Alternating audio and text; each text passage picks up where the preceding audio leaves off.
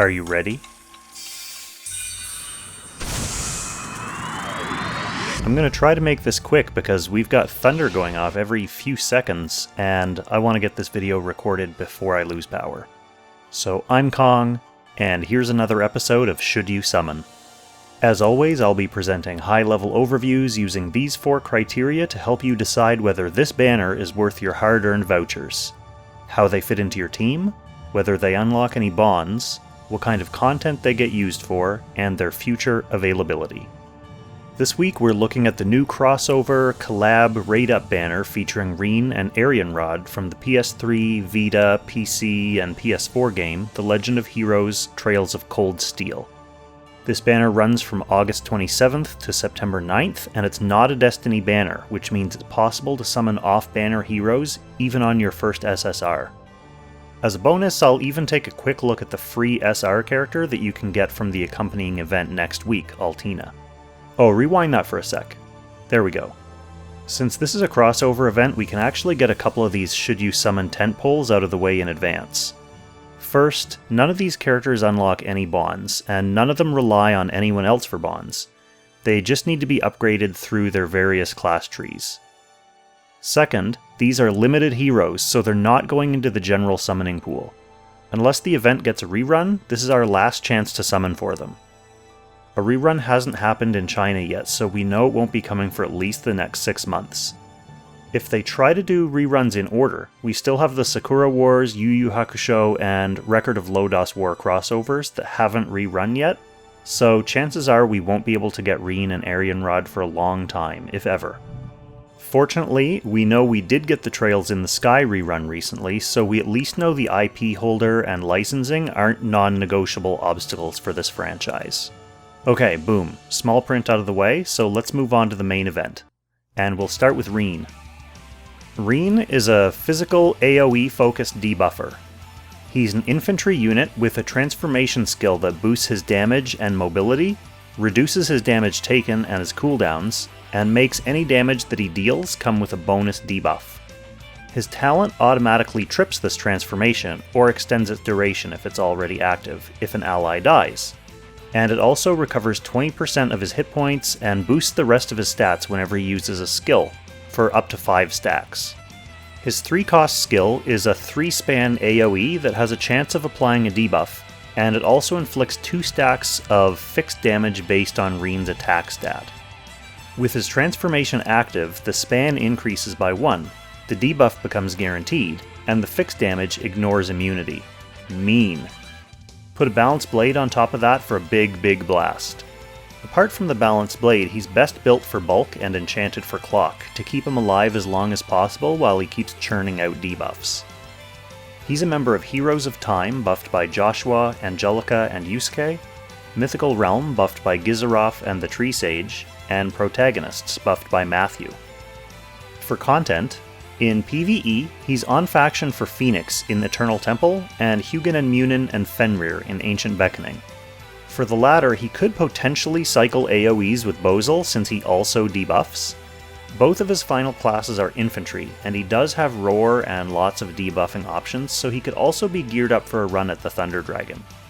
A lot of people seem to have this notion that crossover characters in general, and especially these two, are only for PvP, and that may stem from the fact that most of the veteran players already have solid PvE core teams built up. But the fact of the matter is, faction-specific endgame content aside, most general run-of-the-mill PvE content can be tackled with pretty much anyone. So for example, you could get good use out of Rean in story and event challenges, stuff like Forbidden Battlegrounds, and Timeless Trials, similar to how BOZEL is used to blanket large areas with debilitating debuffs. Of course, that caveat doesn't mean he's not excellent for PvP. He's an oppressive area debuffer that hulks up when his allies die, and he happens to share a faction with Gizaroff and Akka, who specialize in generating dead allies. He dominated the Chinese meta throughout Season 5. One warning though, Rosen Seal, a new character coming up in January, appears to have been designed specifically to clip the wings of AoE debuff teams. That doesn't mean they'll be completely invalidated, but it does mean they won't be able to run completely wild anymore, and you'll always have to take her into account during your pick and ban phase. Next up we have Arianrhod. She's another physical AoE specialist, focusing more on straight up damage than debuffing. She does have a bunch of built-in personal utility too. Her talent, for example, has a lot of moving parts. If she's above a certain HP threshold, she takes less damage.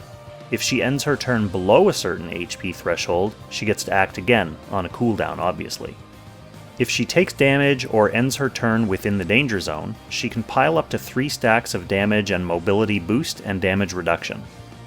Her 3-cost skill is a buff dispelling AoE blast that also grants her physical and magical damage reduction shields.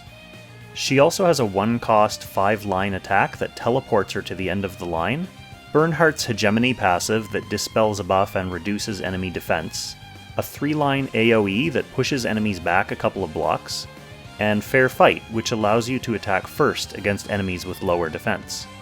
Lots of gnarly bonus effects for you to pick and choose. It probably goes without saying, but you can give her a Scarlet Reaper for the extra little jolts of damage after her AoEs. She's a member of Heroes of Time, buffed by Joshua, Angelica, and Yusuke, Mythical Realm, buffed by Gizaroth and the Tree Sage, and Langrisser Reincarnation, buffed by Ares. For content, in PvE, she's only on faction for Fenrir in Ancient Beckoning. The nature of this fight means she's always going to be able to keep her talent stacks maxed, but other than that she only has limited usefulness here. She's solid enough to fill a gap if you don't have a complete lineup of meta picks already. Once again, like Rean, she's monstrous in PvP. Her spicy AoEs have an obvious place in the meta, and the bonus damage reduction provided by her talent and 3-cost skill can allow her to soak up a hit if she's left exposed. This is kind of the first time in recent memory that both characters on one of these 2-person new character banners are going to be highly sought after. Last time I guess we had Deedlit and Ashram, and everyone wanted Deedlit even though Ashram is also good. Kind of the same deal with the Omega and Yulia banner. Everybody wanted to get Yulia, and Omega was seen as the consolation prize, even though he's an excellent character. With this one, it seems like people kind of want both of these characters equally, so it's interesting. As long as you're not constantly getting off-banner heroes, then you're kind of a winner on this banner. So let's just quickly touch on Altina. You don't have to worry about summoning her since she's a free event unit, so I'll keep this brief. You should be able to get her to 5-star through the shards provided by the event, and she'll always stay at SR rarity. That kind of goes without saying, but Parn shook things up a little bit by advancing to SSR when he hits 6 stars, and Ainz in the future is going to be a little bit of an oddity as well. He starts at SSR rarity right out of the box. Okay, so Altina's talent is kind of unimpressive, even for an SR character.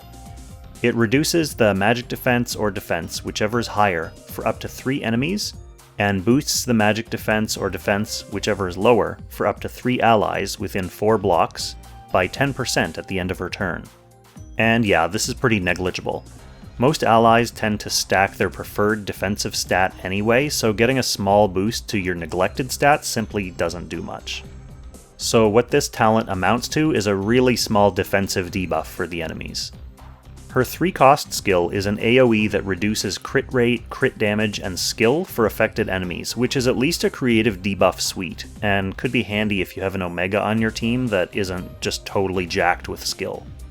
She has some other debuffing AoEs and line attacks that almost make her a mini Ren, but her rarity does gate her effectiveness. Probably her best features are that she has access to an actual flying type final class, which gives her full flying movement in contrast with Rachel's floating movement, for example, and that she has access to pretty buff sorceresses, giving them 30% attack through her soldier bonds, and an additional 20% troop attack when initiating combat through her heart bond. And that's in her flyer class, which is a nice bonus. She's a member of Heroes of Time, buffed by Joshua, Angelica, and Yusuke, Empire's Honor, buffed by Bernhardt, Leon, and Lance, and the upcoming character Rosenseal, and Meteor Strike, buffed by Zerida. And this puts her on faction for Scylla and Valkyrie in the Eternal Temple, and Jormungandr and Sleipnir in Ancient Beckoning. So here's the quick and dirty. Rean is a physical AoE debuffer who is a top-tier meta pick for PvP right now. He has a transformation via skill or ally death that buffs his damage and mobility, and he also heals and boosts his own stats when using skills. Then we have Arianrhod, who's focused on physical AoE damage and is also a top tier meta pick for PvP.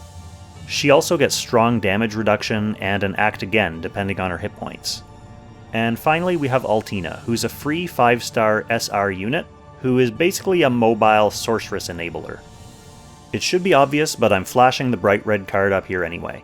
I highly recommend summoning on this banner, especially if you have any interest in PvP. But my recommendation's not limited to PvP players only. They're good units, Brent. Importantly, they're also limited, so you don't get to skip them now based on some vision of your approach to the game and then change your mind later. Even if you're just in the early stages of just thinking about what kind of box you might want to play in PvP in the future, it's worth securing these characters while you can. And finally, I'll close with the usual reminder about upcoming banners. So next week, we have Yulia and Maya, in case you missed Maya on her banner with Ares. She does unlock one of his bonds, so this might be your chance to get him finished off. When this crossover banner goes away, it's going to be replaced by basically a Mythical Realm top-up banner, featuring Rainforce, Zerida, and Gizaroth. Given that Rean and Arianrhod are both also Mythical Realm threats, it seems like the game wants to give Myth mains a chance to plug any gaps that they might have had going into the next season of Apex. Okay, I hope you all have great luck on this banner. Please do leave me a comment to let me know how your summoning session went. If you found this video helpful, consider subscribing so you don't miss any of the random little guides and tips videos that I put out in between Should You Summon episodes. Thanks so much for watching, and I'll catch you in the next Should You Summon.